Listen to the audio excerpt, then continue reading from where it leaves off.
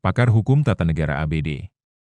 R. Rorano S. Abu Bakar menilai penetapan tersangka terhadap Rai Suryo CS dalam kasus dugaan tudingan ijazah palsu Presiden ke-7 RI Joko Widodo sah secara prosedural, karena telah memenuhi syarat minimal 2 alat bukti dan sesuai prinsip negara hukum. Sebanyak 8 orang ditetapkan sebagai tersangka dalam kasus dugaan penyebaran isu ijazah palsu Presiden ke-7 RI Joko Widodo. Mereka ditetapkan oleh Polda Metro Jaya pada November 2025 setelah penyidik menyatakan adanya bukti permulaan yang cukup. Mereka yaitu Rai Suryo, mantan Menteri Pemuda dan Olahraga sekaligus pakar telematika. Rismon Hasiholan Sianipar, ahli forensik digital. Tifauzia Tiasuma, dokter sekaligus aktivis. Selain mereka, ada 5 tersangka lain dalam klaster pertama, Egy Sujana, Kurnia Trirohyani, Damai Harilubis, Rustam Effendi, dan Muhammad Rizal Fadillah. Mereka diduga menyebarkan isu ijazah palsu Jokowi melalui pernyataan publik, media sosial, dan forum diskusi.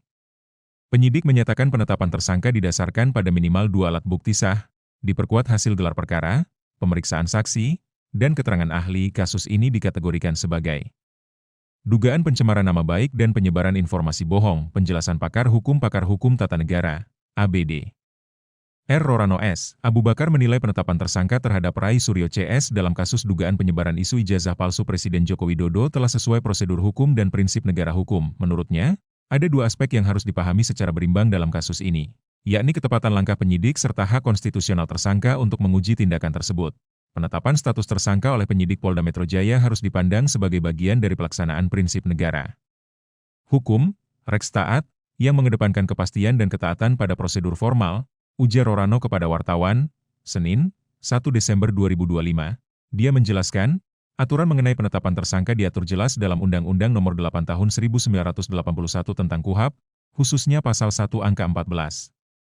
Dengan demikian, langkah penyidik menetapkan tersangka dinilai telah memenuhi syarat minimal 2 alat bukti yang sah. Penyidik telah menyatakan bahwa penetapan tersangka didasarkan pada minimal 2 alat bukti, diperkuat oleh hasil gelar perkara, pemeriksaan saksi, dan keterangan ahli, pidana, ITE, DSB. Ujar alumni Doktoral Ilmu Hukum Universitas Jayabaya Jakarta itu. Menurut dia, prosedur ini sekaligus menunjukkan pemenuhan kewajiban negara sebagaimana diamanatkan Pasal 28 di Ayat 1 UUD 1945. Untuk memberikan perlindungan dan kepastian hukum yang adil bagi seluruh warga negara, termasuk pihak yang merasa dirugikan. Secara prosedural, jika bukti permulaan telah terpenuhi, tindakan penyidik untuk menetapkan status tersangka adalah sah dan tepat sesuai kewenangan yang diberikan oleh UU, kata dia. Terima kasih sudah nonton, jangan lupa like, subscribe, dan share ya!